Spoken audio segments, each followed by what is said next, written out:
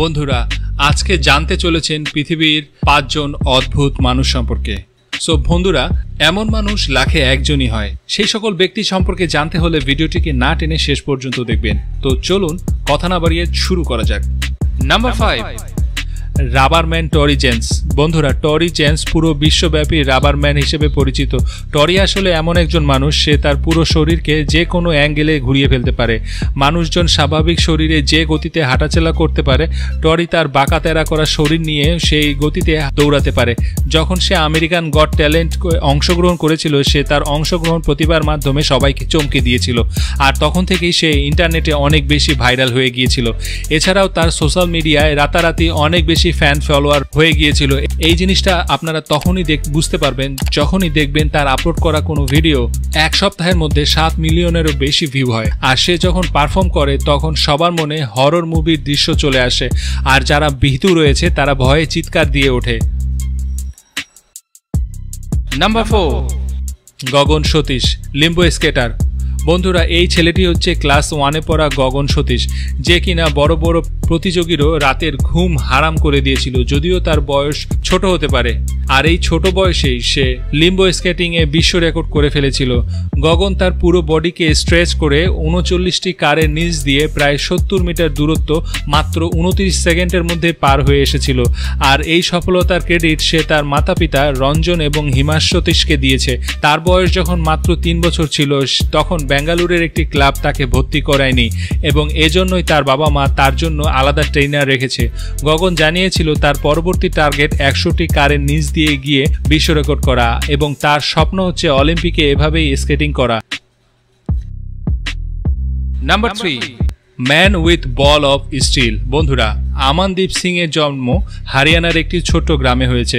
মাত্র 7 বছর বয়সে মার্শাল আর্ট শেখার পর 10 বছর বয়সের মধ্যেই সে আশেপাশের বাচ্চাদের চাইতে অনেক বেশি শক্তিশালী হয়ে ওঠে।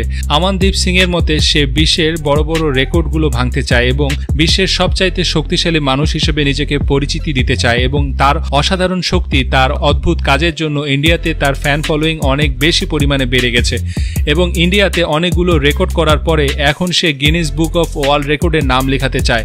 এক প্রতিযোগিতায় সে তার শরীরের উপর দিয়ে কার পর্যন্ত চালিয়ে দিয়েছিল, এবং একসাথে 53টি বিয়ারের বোতল খালি হাতে ভেঙে রেকর্ড করেছিল, এবং সে 2 জন লোককে তার দাঁত দিয়ে আলগিয়ে তুলেছিল। এই 2 জন ব্যক্তির ওজন ছিল প্রায় 146 কেজি। এছাড়াও সে সবার গায়ে হিম ধরিয়ে দেওয়ার মতো একটি শক্তি প্রদর্শন করেছিল, যেখানে সে তার অন্ডকোষের উপর হাতুড়ি দিয়ে আঘাত করেছিল, যেটি দেখে সবাই ভয় পেয়ে গিয়েছিল, কিন্তু তার কিছুই হয়নি।